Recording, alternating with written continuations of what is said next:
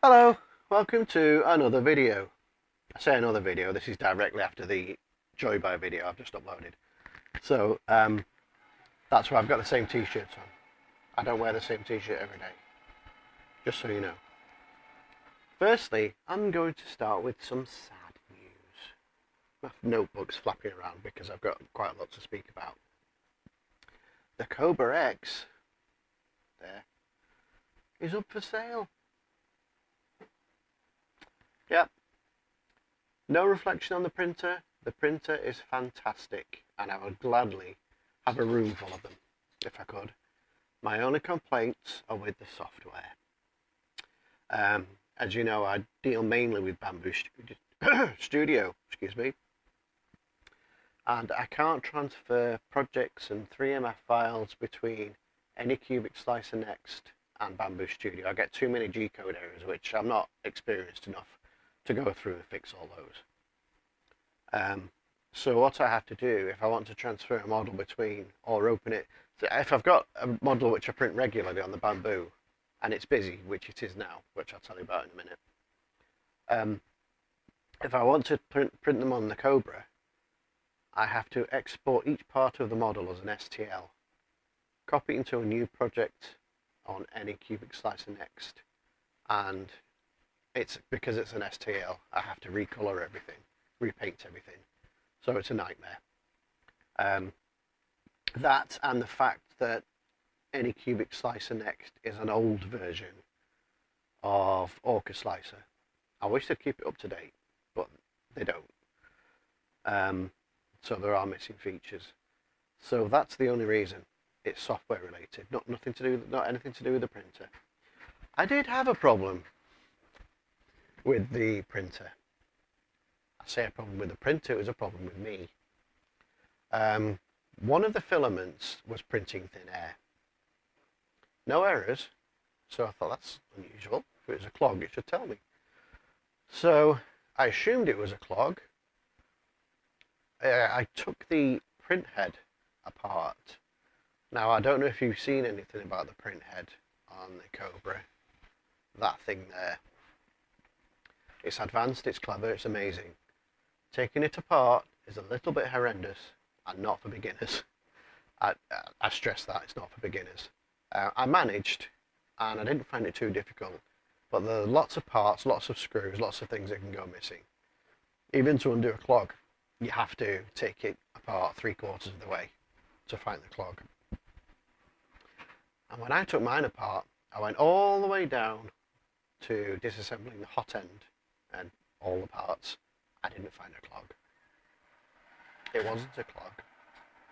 The filament, in fact it was that white one just there, despite me cutting the end off at 45 degrees, a little bit further down was a kink which I couldn't see.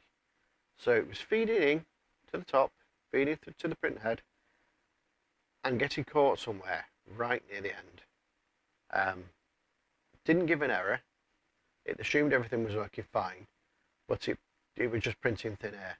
Stupidly, I didn't try printing with another filament. I just didn't think about it. So it was a schoolboy error, my error, not the printer, and I had to put it all back together again. And then it worked fine because I cut the end, I cut the kink out of it. So that was that. I'm not desperate to sell it, which is why it's only got 237 hours on, I think, which is why I'm only advertising it for around £50 to £60 less than the price of new at the moment. If you do want a Kobra X though, well looked after, well maintained, just let me know. Anyway, as I said, I'm not desperate to sell it. If I do sell it, I think I will buy an A2L, purely so I can transfer the models between the two printers. And I've had some call for helmets lately as well, so that would help because it's a larger build plate. But that's just our reason. I could get an A1, but I think I'll go for the A2L for that reason. Yeah, so that's the sad news. The Kobra X is up for sale. Oh, you can see I managed to get a bracket for the twin AMS. So I've got a model just there printed in 8 colours at the moment, which I'll tell you about in a minute in this next section. What have I been printing this week? And what have I been printing this week? Well, this is taking up most of the bamboo time. This is Majora's Mask from Zelda, and I'm only printing it because I can print in 8 colours. I know, completely irresponsible. It takes just over 3 days to print. It's about halfway through now, so about a day and a half. Still plenty of time left on it, but it looks fantastic. I'll show you a picture of the model. I've also been printing, as I said, a couple of helmets for cosplayers. Once one finds out, they all want one. Stormtrooper helmets. Phase 1 clone trooper, and I'm an old school Star Wars fan, I admit. I know everything about the first 3 movies, and then quite a lot about the next 3, and then my knowledge just declines. So I've printed a TK Stormtrooper helmet. I don't know what a TK Stormtrooper is, but I printed one anyway. And they were very happy with them, so I must have done something right. Also, blasters, Mandalorian replica blasters. I think I've printed 4 of those now. They paint them up and put them in the cosplay. Seem quite popular. World Cup trophies. Bizarrely, I've sold 2 since Scotland and England were knocked out.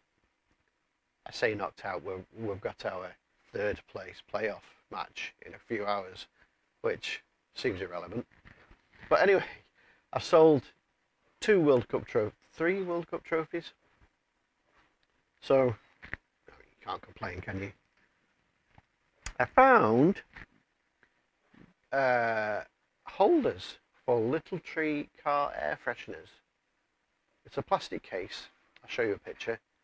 And on the back is a slider for the amount of scent you want to let out.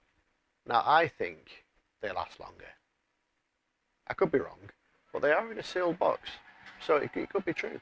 I think they last longer, and they're well worth getting if you can find the model. I'll put a link in the description. Now, finally, I've been printing cows. Lots of cows. Lots of flexi keyring cows.